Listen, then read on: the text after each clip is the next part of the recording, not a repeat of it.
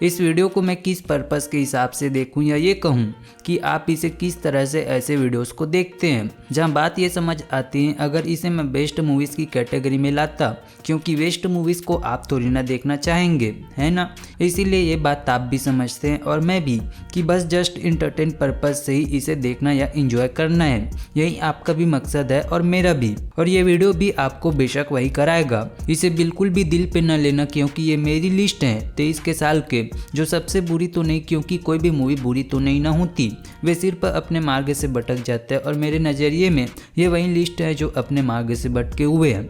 जहाँ नंबर 10 पे मैं रखना चाहूँगा थलपति की वारिसू को, जो मूवी खूब पैसा कमाई और चली भी एज उन पब्लिक्स के लिए जो इसे फैंस के तौर पे सेलिब्रेट किए, लेकिन मूवी उससे ज़्यादा कुछ भी नहीं करती। वही टिपिकल सी मूवी देना, इतने बड़े स्टार से मैं ऐसा उम्मीद ही नहीं कर सकता। इसके बाद नंबर 9 पे आती है हाल ही में रिलीज हुई मूवी सलार। वैसे तो मैंने इस पे काफ़ी सोचा कि क्या इस जगह पे मूवी रखना डिजर्व करता भी है कि नहीं, जहाँ मैंने इसके रिव्यू वीडियो में ही बोल दिया था कि ऐसी मूवी आना डिजर्व ही नहीं करता जिसके लिए सपने सालों से सजाए हुए थे।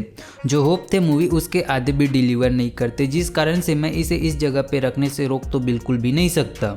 इसके बाद नंबर 8 पे आते हैं दुलकर सलमान की किंग ऑफ कोथा।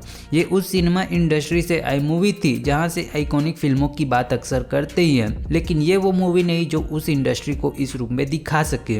मूवी काफ़ी नॉर्मल सी रही इसके द्वारा सेट किए गए एक्सपेक्टेशंस के हिसाब से, जो अपने एक्सपेक्टेशंस को पूरा न करने के चलते इस लिस्ट में जगह बनाई है। फिर नंबर 7 पे एक बार फिर से मैं थलपति की मूवी लियो को रखना चाहूँगा, जिसका रीज़न भी वही सेम है कि मूवी वो नहीं जो सपने दिखाए थे। हालांकि इसका फर्स्ट हाफ काफ़ी अच्छा रहा जिसकी तारीफ की जानी चाहिए, लेकिन सेकंड हाफ उतना भी अच्छा नहीं रहा कि चलो इसे इग्नोर भी कर दे।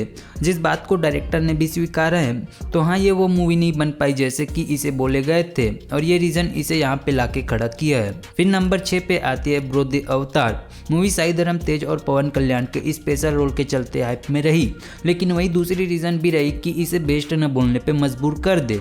मूवी तमिल मूवी विनोदिया सीतम की रीमेक है। अब रीमेक है इसका मतलब ये नहीं कि सिर्फ नाम के चलते ही ऐसे कहे, नहीं, बल्कि रीमेक होके भी वैसे इसे ना ला पाए कि इसे देख ये ना बोले कि मूवी इस लिस्ट में आना डिजर्व नहीं करती। इसके बाद नंबर 5 की हम बात करें तो वो कार्तिक की जापान हो सकता है।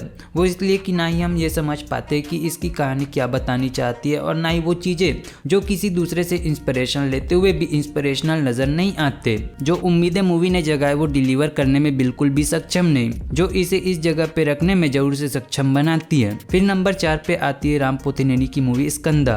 अब भले ये उनके लिए अच्छे हो सकते हैं जो ऐसे ओवर द टॉप एक्शंस वाले मूवी को एंजॉय करते हैं, मगर मेरे लिए तो ये बिल्कुल भी नहीं। इन लॉजिकल सीन्स, ओवर कॉन्फिडेंस के साथ मूवी आना जैसे कि हम तो कुछ समझते ही नहीं, मूवी इस नंबर को डिजर्व करती है। इसके अलावा नंबर 3 की मूवी भी कुछ वैसी ही है, मेगा स्टार चिरंजीवी की भोला शंकर, जिसे यहाँ पे रखने का सिर्फ एक ही रीज़न आपको बताता हूँ कि डायरेक्टर साहब का रिलीज से पहले ये कहना था कि इस रीमेक मूवी में कई सारे सीन्स ऐसे रीजनरेट किए गए जो ओरिजिनल फिल्म में एक तरह से वाहियात थे, और वो तो अब सबको पता ही है कि वाहियात की डेफिनेशन कौन सी फिल्म एक्सप्लेन करती है। फिर नंबर 2 पे आता है चंद्रमुखी 2, जहां पहली आई चंद्रमुखी एक आइकॉनिक फिल्म रही थी, ये सबको पता है, और सिर्फ उसी के कॉन्फिडेंस में ये दूसरी मूवी भी आती है जो उसी कल्ट क्लासिक को दोबारा से दिखाने के चक्कर में अपने नाम की लाज भी नहीं बचा पाती। इतने बेकार डायरेक्शन, कोरियोग्राफी, स्क्रीन प्ले और परफॉर्मेंस ये अपने साथ पहले मूवी के नाम को भी डुबा रही है। अब बात नंबर 1 की करें तो इसमें कोई शक ही नहीं कि इस जगह को कब्जा डिजर्व ना करे।